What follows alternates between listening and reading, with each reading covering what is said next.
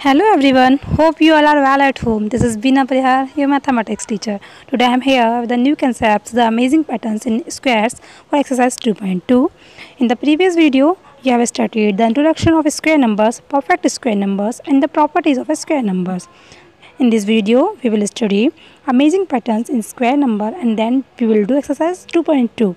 Students, you can also download the exercise 2.2 solutions and answer sheet from the description box. Let's come to a very interesting topic, amazing patterns in square numbers. Students, you have already learned to find the square of any number.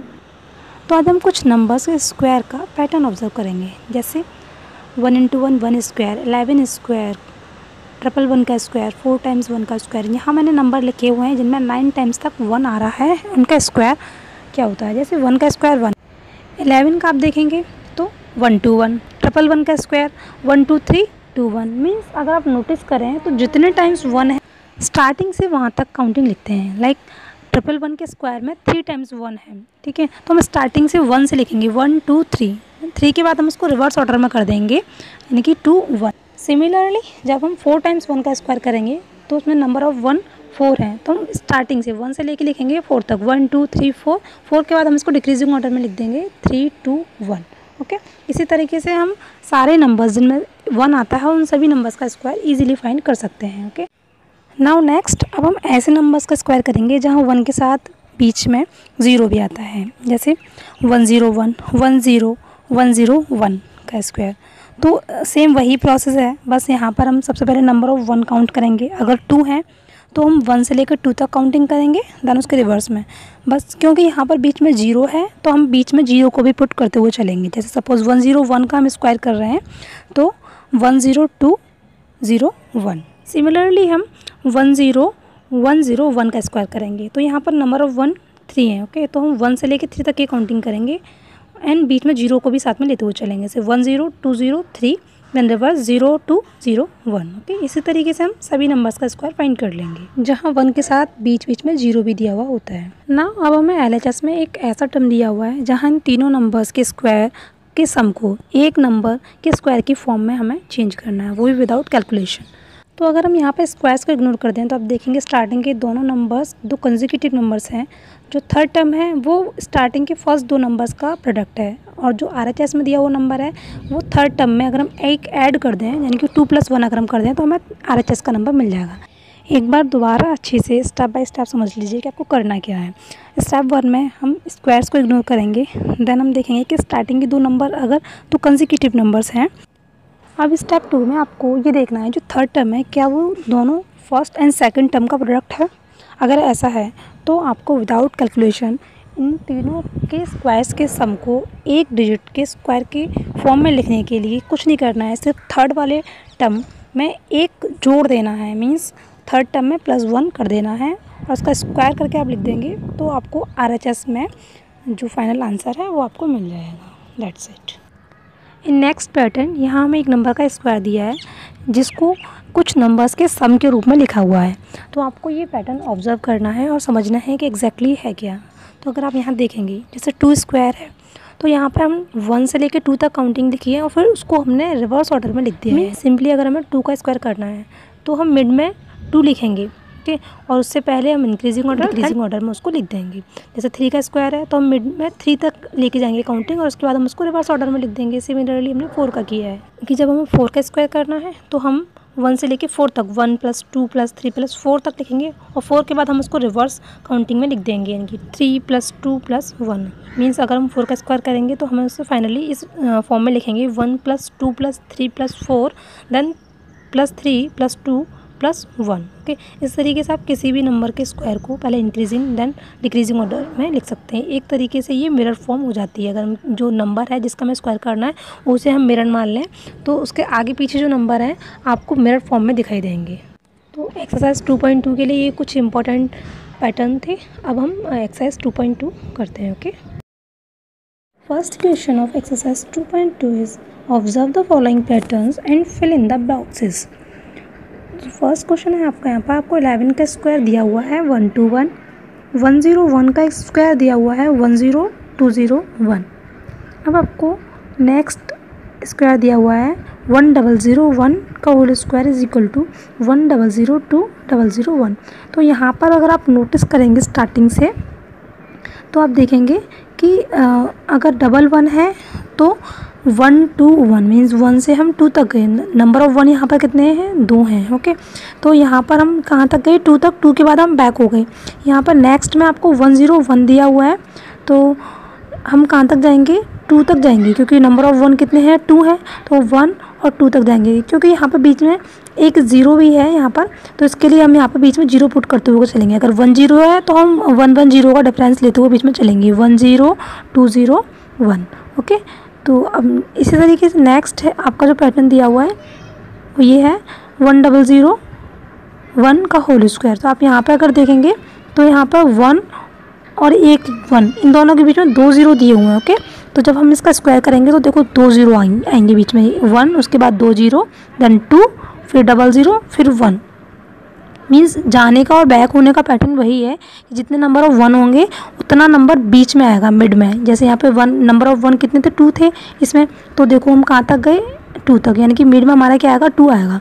Okay, और जितने बीच में 0 होंगे, दोनों 1 के बीच में जितने 0 होंगे उतने उतने 0 को हम हर नंबर हर डिजिट के बीच में पुट करते हुए चलेंगे। देखो अब नेक्स्ट क्वेश्चन जो है यहाँ पर आपको मिसिंग है, ये मैंने फिल किया है, ये आपको फाइंड करना था। और आपको आंसर्स में दिया था वो ये था 1 000 2 000 1। ओके, मीन्स सबसे पहले तो आप ये देख लीजिए कि नंबर ऑफ 1 इसमें कितने हैं, ये और एक ये, यानी कि नंबर ऑफ 1 कितने हैं, 2 हैं। तो हम क्या करेंगे, एक 1 इधर लिख लेंगे, एक 1 इधर लिख लेंगे। अब आप ये देखिए मिड में कितना आ रहा है, 2। ओके, इसका मतलब नंबर ऑफ 1 कितने हो गए, 2 हो गए। ओके, अब आप यहाँ पर देखेंगे कि यहाँ पे बीच में 0 0 कितने हैं, तो यहाँ पर देखेंगे 1 2 3 कितने 0 3, तो ये 1 000 1 ये हो जाएगा इसका होल स्क्वायर। ओके, इस तरीके से मैंने इसको फाइंड किया और यहाँ लिख दिया, क्योंकि जो हम बैक पैटर्न जो हमारा आ रहा है उसी के अकॉर्डिंग हम इसको सॉल्व करते हुए इसको फाइंड करेंगे। अब आपको जो नेक्स्ट दे रखा है यहाँ पर आप देखेंगे नंबर ऑफ 1 कितने हैं इसमें, है ना। तो देखिए कितने हैं, एक 1 ये है, एक 1 ये है, मीन्स नंबर ऑफ 1 कितने हो गए हमारे पास, 2 हो गए। ठीक है, हम क्या करेंगे, अब यहाँ से 1 से यहाँ तक जाएंगे 2 तक, और फिर हम इधर एक और 1 लिख लेंगे। ओके, अब हमें करना क्या है कि यहाँ पर बीच में जितने 0 हैं उतने हम 0 यहाँ पुट कर देंगे और उतने ही 0 यहाँ पुट कर देंगे, तो इसका स्क्वायर हो जाएगा सिंपली। आप यहाँ से अगर काउंट करेंगे तो इसमें 0 हैं 1 2 3 4 5। ओके, तो 5 0 आपको यहाँ लिखने हैं, ऐसे 1 2 3 4 5 0 उधर, और इसी तरीके से 5 0 उधर, 1 2 3 4 5। यहाँ पर मैंने छोटा छोटा लिखा है क्योंकि बड़ा बड़ा लिखती तो मैं आता नहीं यहाँ पर। ओके, तो ये हो गया। आपका जो नेक्स्ट क्वेश्चन है उसमें आपको ये दिया हुआ है एक 1 इधर एक 1 इधर, यानी कि नंबर ऑफ 1 कितना हो गया, 2। तो वही हम करेंगे, एक 1 इधर लिख लेंगे, एक 1 इधर लिख लेंगे, और बीच में हम मिड में कितना लिखेंगे, 2, क्योंकि जो 1 है हमारे पास वो कितने हैं, 2 है। अब हम जितने 0 यहाँ पर ये बीच में दे रखे हैं इन दोनों 1 के बीच में, उतने 0 पहले हम यहाँ पुट कर देंगे और उतने ही 0 यहाँ पुट कर देंगे। ठीक है, तो सिंपली इस तरीके से इसका भी स्क्वायर हम फाइंड कर सकते हैं। ठीक है, नेक्स्ट जो है वो उसमें भी यही है, सेम यही पैटर्न फॉलो हो रहा है पूरे में, तो आप इस तरीके से इसका भी ये निकाल सकते हैं। यहाँ पर 9 0 हैं, यहाँ 1 और 1 के बीच में, तो मैंने 1 और 2 के बीच में यहाँ पर ये 9 0 लिखे हैं, और फिर यहाँ से इस वाले 2 और इस वाले 1 के बीच में भी मैंने यहाँ पर ये 9 0 लिखे हैं। ओके, तो अब हम आते हैं नेक्स्ट क्वेश्चन नंबर 2 पर। क्वेश्चन नंबर 2 है right 7 square plus 8 square plus 56 square as square of a number. Means ये आपका है, ये आपको एक पूरा टर्म दे रखा है, यहाँ से लेके यहाँ तक ये दे रखा है एक पूरा। इस पूरे को आपको सॉल्व करके, कुछ भी मैंने सपोज x मान लिया, x स्क्वायर की फॉर्म में लिखना है इस पूरे को। अभी आपको 3 नंबर का स्क्वायर फिर इनका सम है। ओके, तो सबसे पहले ये हमने पैटर्न में सीख चुके हैं, इसको हम क्या करते हैं, सबसे पहले हम चेक करते हैं जो हमारा फर्स्ट टर्म है और सेकेंड टर्म, क्या ये दोनों नंबर जो हैं अगर हम इनके स्क्वायर इग्नोर कर दें तो क्या ये दोनों नंबर कॉन्सिक्यूटिव नंबर हैं। तो यस, 7 और 8 कैसे हैं, 2 क्रमागत संख्या हैं। ठीक है, तो उसके बाद हम क्या देखते हैं, उसके बाद हम देखेंगे कि ये जो हमारा 56 है, क्या फर्स्ट और ये सेकंड इन दोनों टर्म का प्रोडक्ट है 56। तो यस, तो 56 क्या है, 7 × 8, ये क्या हो गया हमारा 56। ठीक है, मीन्स ये तीनों जो कंडीशन है वो इस पूरे टर्म पर अप्लाई हो रही है इस पर। ठीक है, तो अब हम क्या करेंगे, RHS में जो हमें निकालना है उसको निकालने के लिए हम क्या करते हैं, फाइनली जो हमें यहाँ पर ये जो टर्म दे रखा होता है 56, ये में 56 दे रखा है। तो थर्ड टर्म में हम क्या करते हैं, सिंपली 1 प्लस कर देते हैं और उसको स्क्वायर कर देते हैं, तो हमें क्या मिल जाता है फाइनली हमारे RHS में जो इन तीनों को सम करने के बाद जो हमारा आंसर होगा वो हमें फाइनली मिल जाएगा। ठीक है, तो हमने देखो सबसे पहले वही किया है, on ignoring squares see first 2 numbers on LHS are consecutive numbers. तो वो क्या है 7 और 8 दो कॉन्जिक्यूटिव नंबर्स हैं। 8 को मैंने ब्रैकेट में 7 + 1 लिखा है ताकि आप समझ जाएं कि 8 क्या है, 7 का नेक्स्ट नंबर है। ओके, अब सेकंड स्टेप में third number is product of first 2 numbers, यानी कि जो थर्ड नंबर है ये 56, ये फर्स्ट 2 नंबर यानी कि 7 और 8 का क्या है, प्रोडक्ट है। ओके, फिर थर्ड स्टेप में हम क्या करते हैं, the number will be 1 added to the third number. जो हमें RHS में जो फाइनली हमें फाइंड करना है वो हमारा कैसे आएगा, उस नंबर को फाइंड करने के लिए जो थर्ड टर्म है हमारा ये 56, इसमें हम क्या करते हैं 1 ऐड कर देते हैं। ओके, तो देखो 56 में हमने ऐड कर दिया 1, तो हमें क्या मिलेगा, 56 को 1 ऐड करने के बाद हमें मिलेगा 57।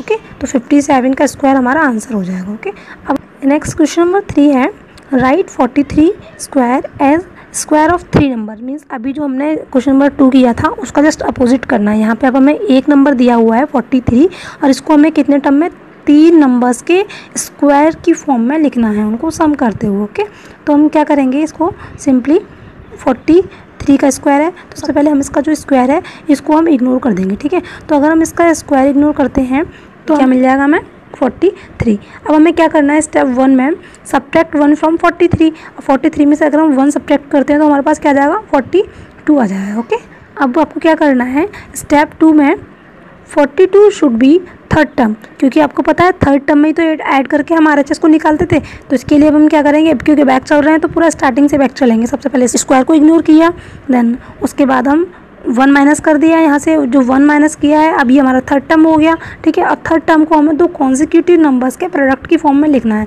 तो आपको पता है 6 × 7 क्या होता है 42, और 6 और 7 क्या हैं, 2 कॉन्जिक्यूटिव नंबर्स भी हैं। तो इसका मतलब कि जो फर्स्ट 2 नंबर हैं, इसके जो फर्स्ट 2 टर्म्स हैं वो दोनों क्या हो जाएंगे, फर्स्ट 2 टर्म 6 और 7 हो जाएंगे। ओके, तो 6 और 7 क्या हो जाएंगे, इसके फर्स्ट 2 टर्म्स हो जाएंगी। तो आप इसको इस तरीके से लिख सकते हैं। अब देखिए हमें फर्स्ट टर्म मिल गया, सेकंड मिल गया, थर्ड आपको पहले मिल गया था, तो आप इसको इस फॉर्म में लिख सकते हैं 6 स्क्वायर + 7 स्क्वायर + 42 स्क्वायर = 43 स्क्वायर। ठीक है, तो ये आपका हो गया फाइनल आंसर। आप इसको वेरीफाई भी कर सकते हैं। वेरीफाई करने के लिए आप 6 का स्क्वायर लिखेंगे 36, 7 का स्क्वायर 49 और 42 का स्क्वायर 1764 होता है। अब इन सबको अगर आप प्लस कर देंगे तो आपको ये मिल जाएगा जो कि 43 का स्क्वायर होता है। तो इसका मतलब ये हो गया LHS = RHS। ठीक है, तो अब ये आपका वेरीफाई हो गया कि ये दोनों इक्वल हैं और इसको हम इस फॉर्म में भी लिख सकते हैं। ओके, नेक्स्ट क्वेश्चन नंबर 4 है, right the following sum as square of a number without any calculation. Means हमने एक प्रॉपर्टी की थी कि हमें बिना कैलकुलेशन किए केवल इन सब नंबर्स, ये नंबर जितने यहाँ पर दे रखे हैं ना, ये इन सबको हमें सिर्फ एक नंबर के स्क्वायर की फॉर्म में लिखना होता है। तो सिंपली अगर आप यहाँ से देखेंगे तो आपको देखो सबसे पहले हम नंबर फाइंड देखते हैं, हम प्लस को भी अगर हम इग्नोर करें तो देखो 1 2 3 4 5। ठीक है, ये 5 है, और 5 की तरफ देखेंगे ये रिवर्स, अभी हम ऐसे चल रहे थे, अब हम ऐसे बैक में जा रहे हैं। ओके, 4 3 2 1, यानी कि अगर हम इसको बीच में मिरर मान ले तो आप देखेंगे ये देखो ये इसका रिफ्लेक्शन हो गया। जस्ट ये इधर 4 3 2 1, इधर भी 4 3 2 1। मीन्स ये क्या हो गया, ये एक प्रॉपर्टी बन रही है जो हम कंसेप्ट में ये प्रॉपर्टी पढ़ी थी कि ये एक प्रॉपर्टी होती है जो बीच में जो मिड नंबर है, इस नंबर का अगर हम स्क्वायर कर दें तो इस साइड का जो पूरा सम है वो इस नंबर के स्क्वायर के इक्वल होता है। अगर आप इन सबको प्लस करते हैं तो आपको क्या मिलेगा 25। डायरेक्टली अगर आप 5 का स्क्वायर करते हैं तो अभी क्या हो जाएगा 25।